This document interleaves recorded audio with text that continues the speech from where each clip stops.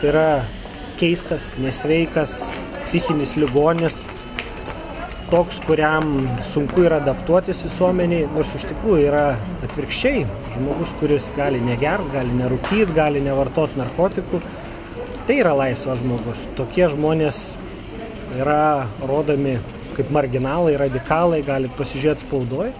Yra labai daug straipsnių, net ir su politikais, kurie pabando su tuo tvarkytis. Jie yra pateikiami kaip nenormalūs, kaip radikalūs, kaip marginalūs. Jeigu dar mūsų valstybės atkūrimo pradžioje buvo idėja ir mokiniai, ir jų tėvai turėjo idėją, buvo idėjiški, buvo galima kalbėti apie kažkokią moralę, tautinę savimonę. Dabar tai yra pinigai. Viską valdo pinigai. Turi pinigų, reiškiasi žmogus, neturi pinigų, reiškiasi niekas. Tai yra skatinama ir tai yra kaip padarytas tikslas. O vertybių nebuvimas arba piniginis arba materialinis klausimas pastatymas į pirmą vietą kaip tik ir žlugdo mokinius. Turiu omeny, kad nėra idėjos, nėra tikslo, tik tai pinigai ir tai, žinoma, mūsų pasaulį paverčia, apie dvasiškumą nėra ką ir kalbėti. Ir nuo čia prasideda visos patyčios, nuo čia prasideda visi, pavadinkim taip, klasiniai nelygumai, kurie dabar jau labai aiškiai matomi mokyklai.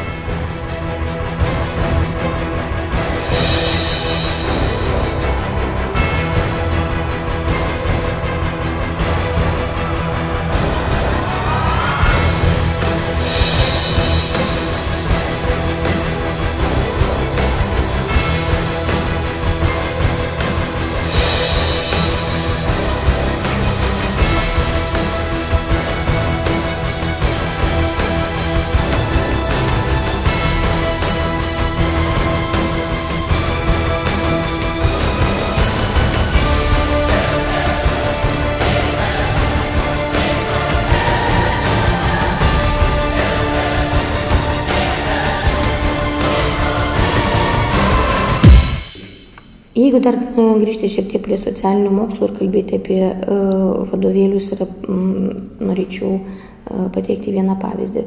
Istorijos vadovėlis tampa labai politizuotas, jis priklauso nuo valdžios. Nes jeigu kažkokia tema yra nenaudinga valdžiai, jinai yra tiesiog išimama arba stengiamasi ją pateikti neigiamą prasme, arba tiesiog yra rekomenduojama nenagrinėti tos temos.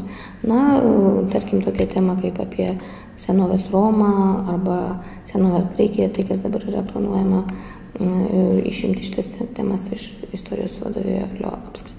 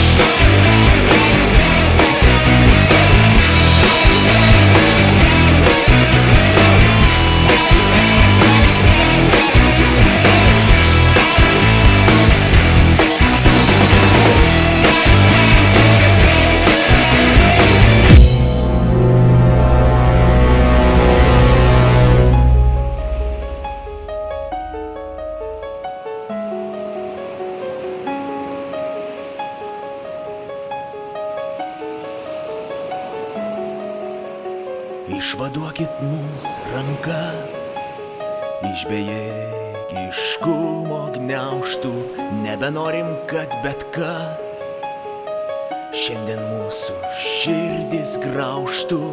Dar diena ir visiškai ištuštės tėvynės sodžiai. Mes tik norim, kad vaikai ir juose gyventų sočiai. Mes tik norim, kad vaikai ir juose gyventų sočiai. Bėgo parbėgo su Nemunu, mūsų keliai susipynę, kiek sudaužytų gyvenimų, tiesė rankas į tėvynę. Tolsta, nutolsta per Baltiją, broliai, draugai ir kaimynai, mūsų gyvenimo Baltija, vietos nelieka tėvynei. Leiskit grįžti į namus, per sunku gyvent be vietos, išvaduokit broliai mus ir nuo priverstinės dietos išsigimsta papročiai. Ir tiesa neaugs sutviska, kol dviveidžiai medkirčiai pjauna Lietuvą kaip mišką. Kol dviveidžiai medkirčiai pjauna Lietuvą kaip mišką. Bėgo parbėgo su Nemunu, mūsų keliai susipynę, kiek sudaužytų gyvenimų, tiesė rankas į tėvynę. Tolsta, nutolsta per Baltiją, broliai, draugai ir kaimynai, mūsų gyvenimo Baltija, vietos nelieka tėvynei.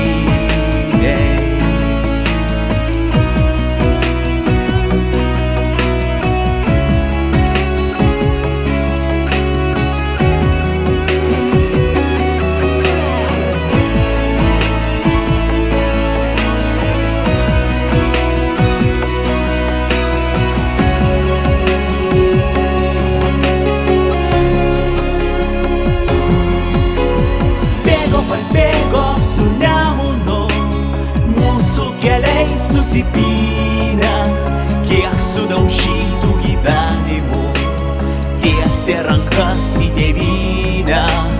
Tolsta, nutolsta per Baltiją, broliai, draugai ir kaimynai, mūsų gyvenimo Baltija, vietos nelieka tėvynei.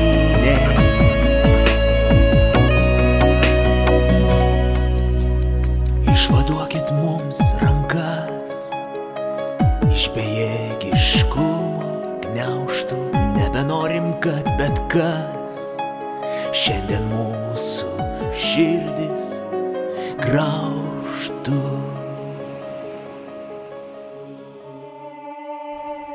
Atsižvelgiant į visus šitos faktus, galima būtų padaryti tokią išvadą, kad kažkas tarsi užsibrėžė savo tikslą per karus ir kontroliuojama tokį chaosą sumažinti planetos gyventojų skaičių. Kaip tokiu atveju galima būtų atimti iš žmonių valią pasipriešinti? Atsakymas labai paprastas. Tai reikia paimti ir pakeisti vertybės. Pirmoje vietoje galbūt reiktų iškelti materialinių vertybių tą troškimą tokį ir priversti žmonės savo gerovę kelti kitų žmonių sąskaitą.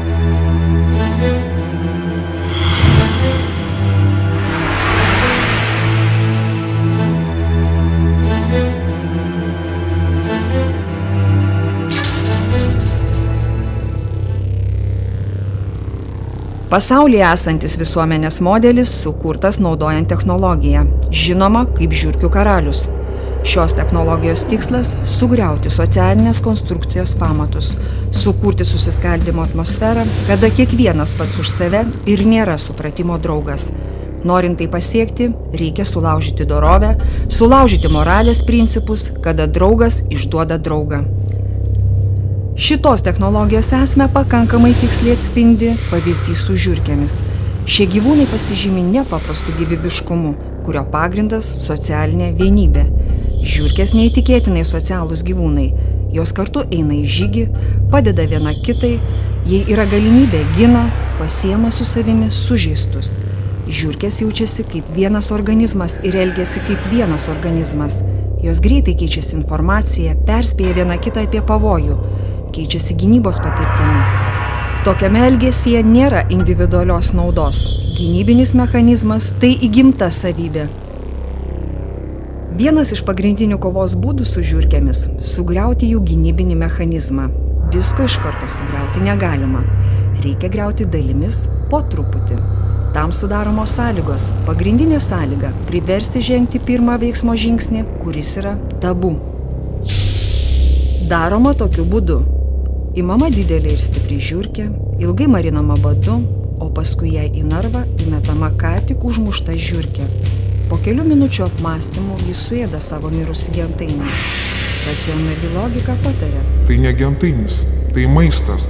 Jam vis tiek, o man reikia gyventi. Reiškia, reikia valgyti. Antrą kartą nedorovingumo kartelė pakeliama aukščiau. Į narvą įmetamas leisgyvis gyvūnas. Naujas maistas nors beveik miręs, bet vis tiek dar gyvas. Ir vėl racionali logika pateikė sprendimą. Jis vis tiek mirs, o man reikia gyventi. Žiurkė vėl ėda į save panašų, tik dabar jau gyvą. Trečią kartą į narvą įmetamas visiškai gyvas ir sveikas maistas, silpnesnis žiurkiukas.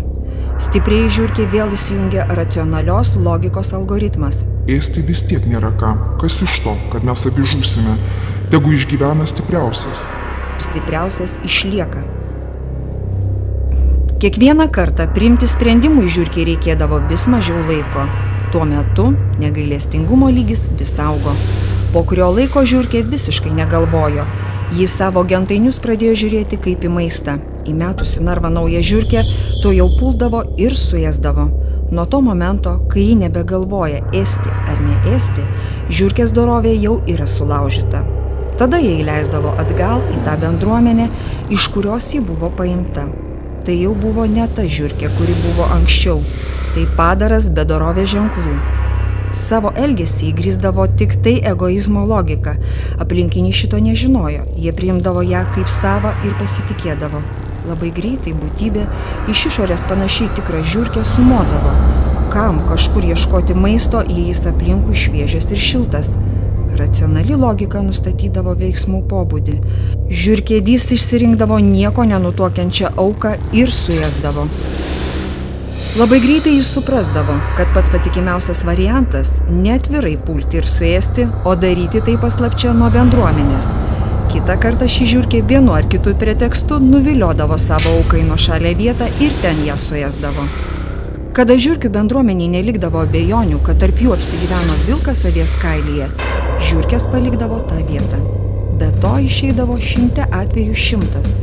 Gyvūnai tarsi bijojo užsikrėsti transformuotos žiurkės fluidais.